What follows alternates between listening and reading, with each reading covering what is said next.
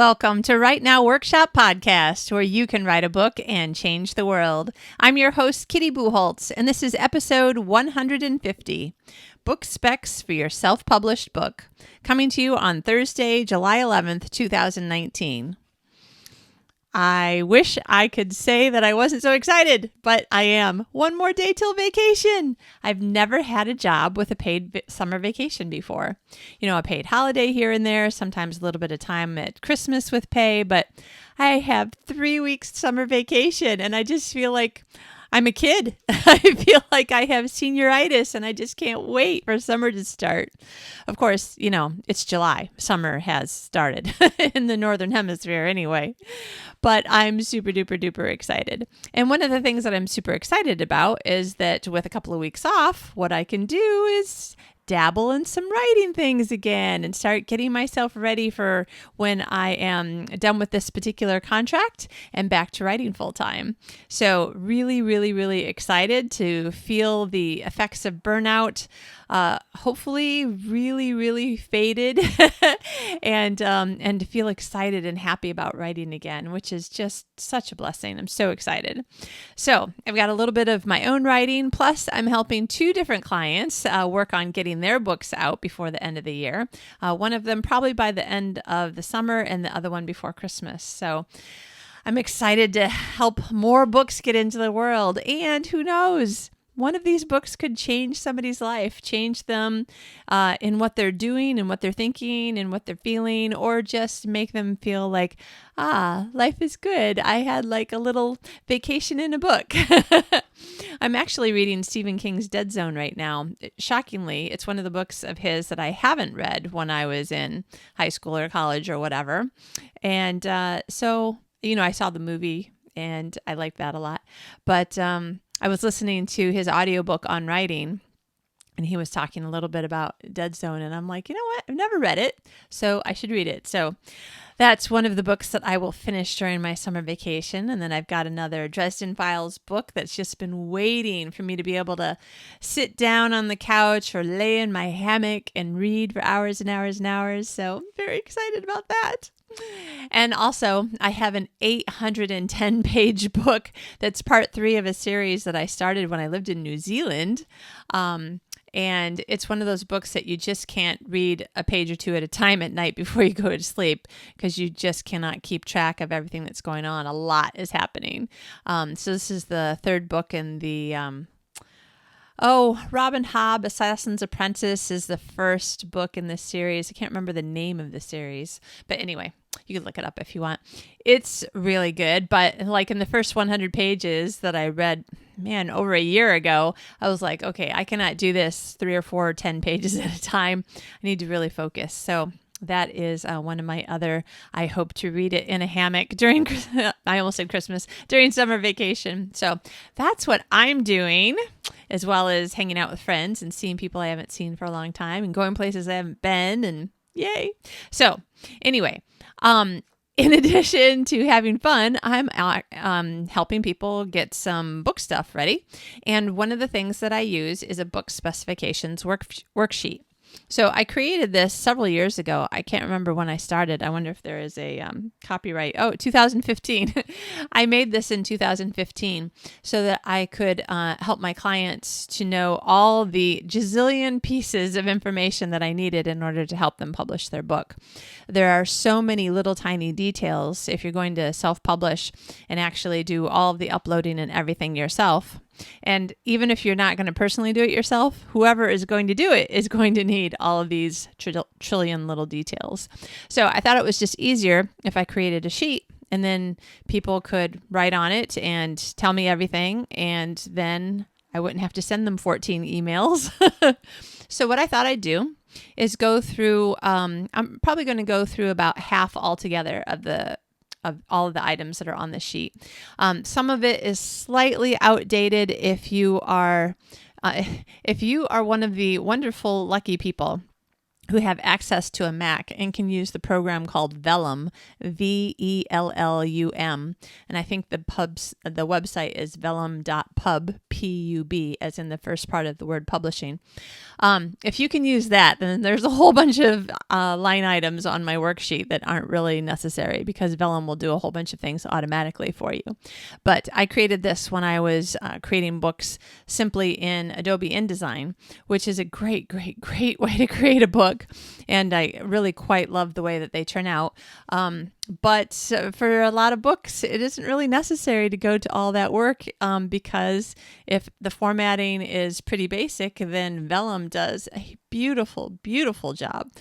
So look into Vellum if you haven't. But in the meantime, if you are going to actually do all of the putting together of the book yourself, or if you're going to send it to someone else, this is some of the information that you need to have available for when you set up the book in the various websites where you'll be selling it, like Amazon or Kobo or iBooks or whatever, and the information that other people will need if you have somebody else do it instead. So let's just look starting at the top of the worksheet. Also, just so that you know, I will have a copy of this that you can download as a PDF as a attachment. I haven't done this before, but it should work out if I make it as a downloadable attachment that you can get directly from the website. So if you go to podcast.rightnowworkshop.com and then go to episodes and find episode 150, then hopefully everything will have worked out and I can just go ahead and add the PDF right there so you can download it yourself. Okay, so from the top, some of the things that we need to know are the exact title of the book, including proper capitalization and punctuation. So for instance, one of my clients is doing a nonfiction book that has a subtitle. So the entire title would be title, subtitle. And depending on which website you're uploading to, that will either be in two separate boxes, the title box and then the subtitle box, or it's possible that in some places that will all come together with just that colon and a space in between. If it's part of a series, you'll need to know the exact series name. Again, correct capitalization and punctuation. Whoever uploads it, you or whoever else, you need to choose what your pricing is going to be and whether or not it's going to be an ebook, print book, or both. In which case, if it's going to be both, you need to know what your ebook pricing is going to be and what your print book pricing is going to be. Which sites are you going to upload to? If you use Amazon, and if you use only Amazon, are you going to enroll your book in KDP Select? Just because you may choose at the beginning to load your book only onto Amazon, have it available for sale only on all the worldwide Amazon sites, doesn't mean that you have to choose KDP Select. So you don't have to make your book available into the Kindle Unlimited program. But if you do want to take advantage of some of the pricing advantages that come with being part of KDP Select, it will automatically be part of Kindle Unlimited. And we can talk more about that sort of thing later. I actually think that we might have already done a podcast that explained a little bit about KDP Select and Kindle Unlimited. Okay. Are you going to have the book up for pre-order at any point? Pre-order can be a way to generate more interest and excitement in sales. It can be a way to get a one-day head start if you're using a site where all of the pre-orders count as sales on day one. That can help you to get the book to go further up on the sales chart on the first day or the first week. Other sites that won't help. There are pros and cons to doing pre-sale, and that's another topic altogether also. But you'll have to decide, yes or no, that you want to do a pre-order.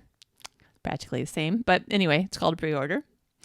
Also, depending on who all is involved in helping you create your book. Do you have an external editor who has not yet finished doing all of the editing, including proofreading and, final edits? I have a spot here. Who is it? When are they going to get back to you with the final work? When do you need to get back to them, if necessary, to get them another final draft?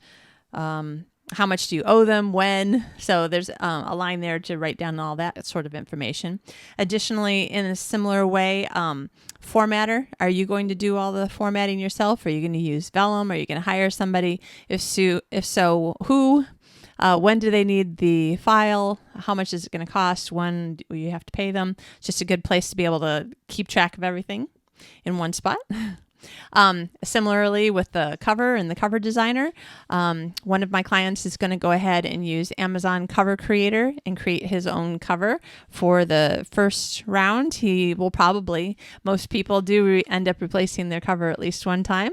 One of my books, I think, has had 3 or 4 covers before I finally found one that was a good cover. So again, just keeping track of who's doing it and when they need the information and when they're going to have the cover back to you, that sort of thing. Skipping down a little bit more, categories and keywords. Again, these are ways that you are helping the potential reader find your book when they're searching. So categories are what is called the BISAC code, BISAC. And I at one point had it memorized what BISAC stands for, but anyway, it's a book indexing service that'll be like fiction - romance - general or something like that. If you look on the back cover of just about any traditionally published book and you look above the barcode, there's usually something that says, nonfiction - reference or fiction - Civil War something or whatever. So there are a ton of choices, and depending on where all you are uploading your book, you can choose 1 or 2 choices to have your book listed under. Kindle allows you for the ebooks that are sold on Amazon to have 2 choices. And then also keywords. Again, this is more of what would people probably be searching for, and you would want your book to come up. A keyword doesn't have to be a single word. It can be a series of words or a phrase. So for instance, romantic comedy is 1 keyword. Supernatural suspense is 1 keyword. Trying to think of something with more words in it than that. But anyway, so the only thing that they don't allow is if you say romantic comedy, supernatural suspense with mystery elements and try to get 17 keywords into one phrase. At some point, it'll get kicked back and they won't allow something that actually has a whole bunch of keywords to be 1 keyword. And again, depending on where you're uploading, it's anywhere from 7 to 10 keywords. And again, I think I said 1 or 2 categories, depending on where you're uploading. So you'll need to make all those choices. The print size, if you're going to print, what size is your finished book going to be? 6x9 is usually the largest of the trade size books, so trade size paperback or trade size nonfiction, and it goes down to as low as 5x8 generally. So I think within that range you have 5x8, 5.25x8, I think it is, 5.5x8.5. There might be one more, and then 6x9. And then if you're doing a workbook, then it might be 9x12, 8.5x11, something like that. There might be like an A4 size for countries that use A4, A5, etc., like that. So again, you just have to decide which is the right size for the kind of book that you have. Skipping down a little bit more, what text do you want for the header? And do you want your page number to be in the header or the footer? So what I do is I usually tell my clients, and this is what I do myself, is I take a whole bunch of books off of my bookshelf that are similar to mine in genre or style, or I want my book to look like this.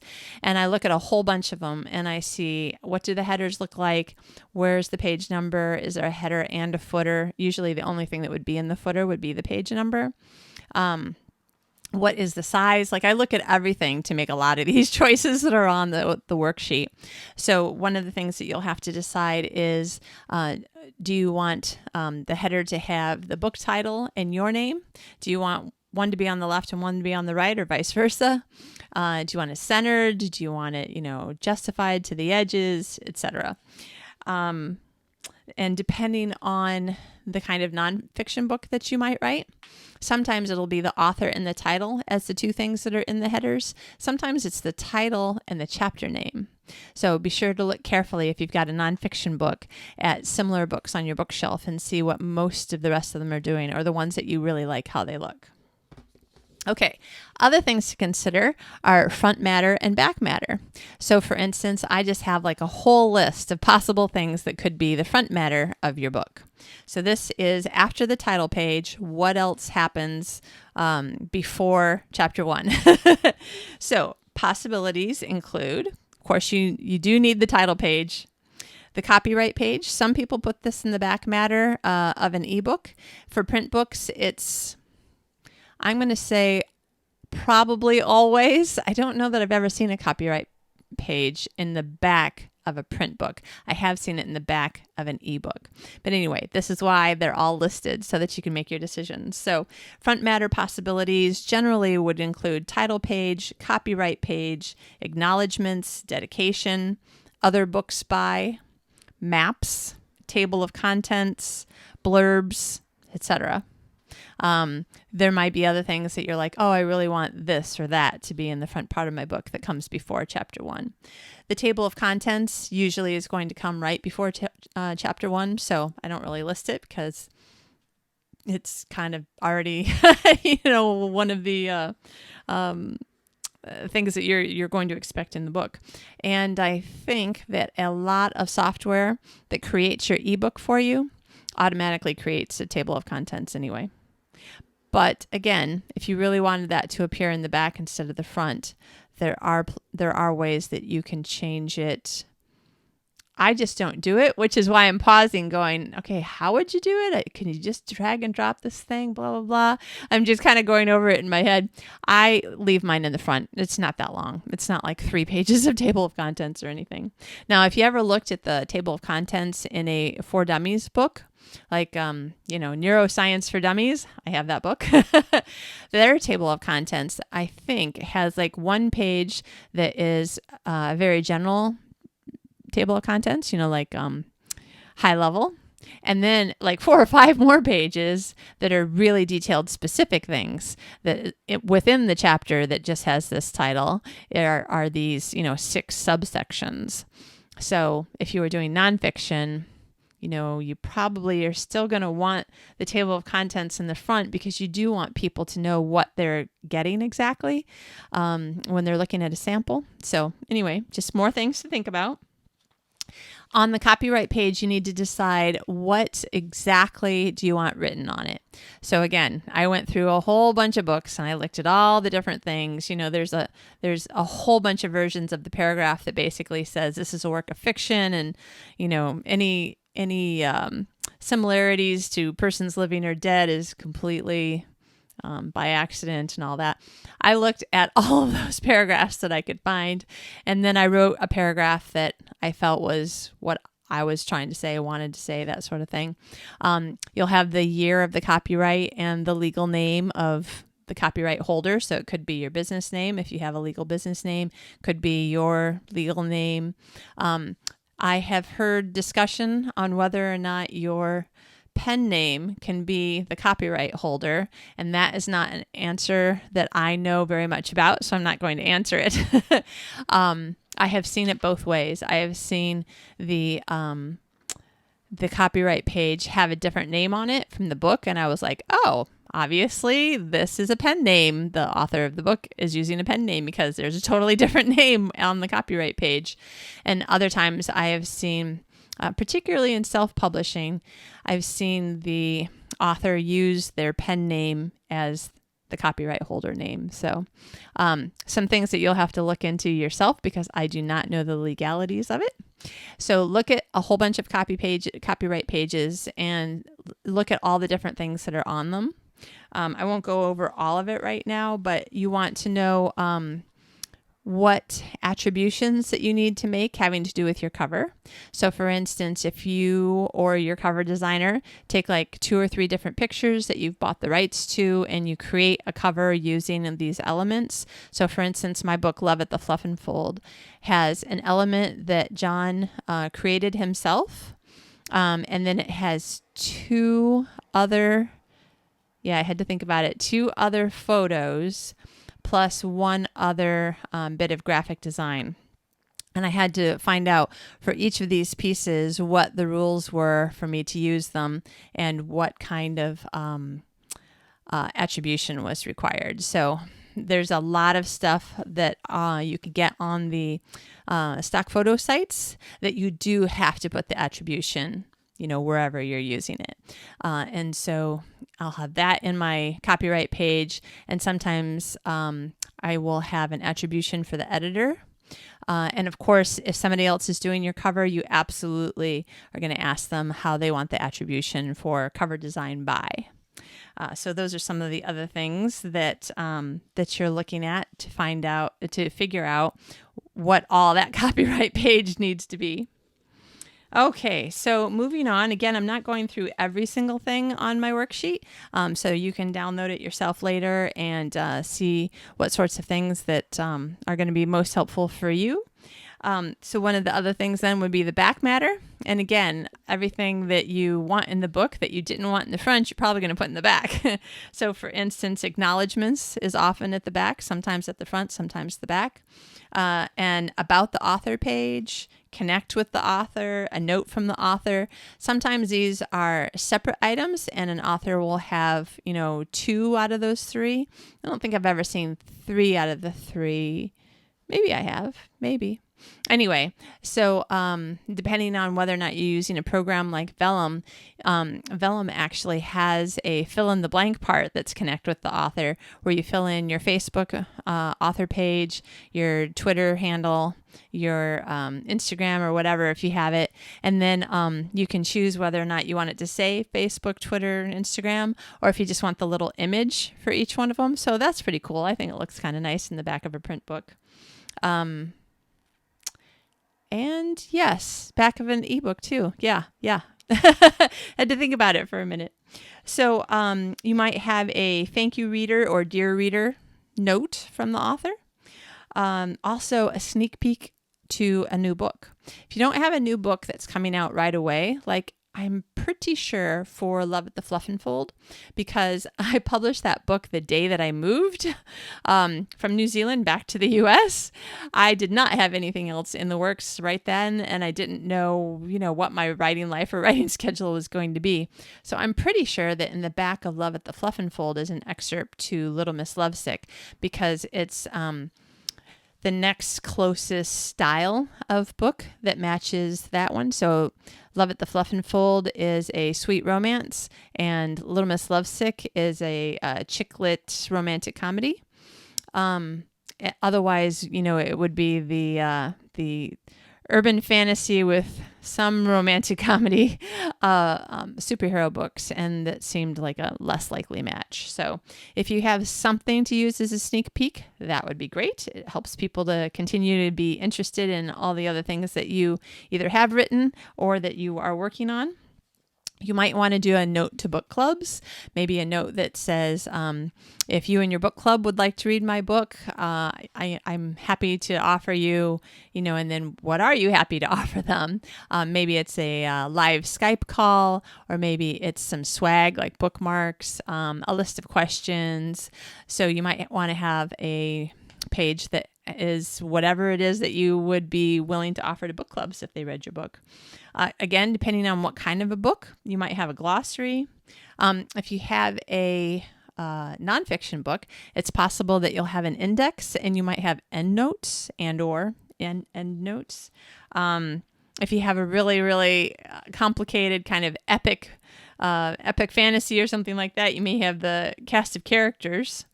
And sometimes, the glossary, the cast of characters, or the, maps might be in the front instead of the back, that sort of thing. So those are the main points. There's a whole lot of other questions to ask yourself. Do you want drop caps at the beginning of your chapter? What kind of symbol or flourish would you like in between scenes or sections when you have more than one scene or section in a chapter? How do you want your paragraphs to be Again, looking at other books will help you with a lot of these questions. If you look at books and you're looking at the first line of the first chapter, some of them just have regular capitalization. Some of them will have small caps for the entire line. Some of them will have all caps or small caps just for a few words or half the line. Again, there's the, is there going to be drop caps or not? So many different little tiny choices that you have for formatting. And if you write them all down, even if you do your own work, the great part is if you write them down on the Book Specifications Worksheet, then you will be able to keep all of your books looking the same. And if you later make a change in book 3, then you can kind of note to self, at some point, I need to take the time to go back and make 1 and 2 look, as fabulous as the better looking book 3 looks, that sort of thing. But it's particularly good if you can come up with a style that you're really happy with for book 1. And then just continue to copy it. Then you don't have to reinvent the wheel, ask yourself all the questions all over again. You can just go back to the Book Specifications Worksheet and go, okay, yeah, that's right. I did small caps for the entire first line of a new chapter. I did, this kind of a flourish in between scenes when there's more than one scene in a chapter. I did this with headers and footers, et cetera, et cetera.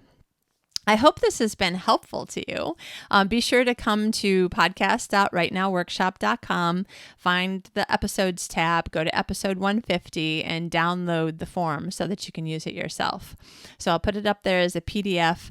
I don't yet have it as a fill-in-the-blank PDF, but at some point in the future, when I have a piece of software that will do that for me, I will create one of those for you that'll make it a lot easier. Would make it easier for me when I'm working on it. So that's a really good reason for me to hurry up and create a fill-in-the-blank PDF of it.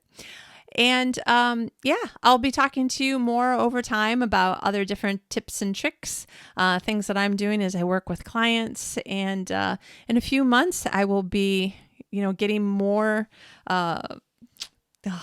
I hate to say, I'm so excited. I love my job. I love this contract job that I have. But I'm also, now that I see that it's ending in a few months, I'm also super duper excited to get back to teaching and coaching and writing.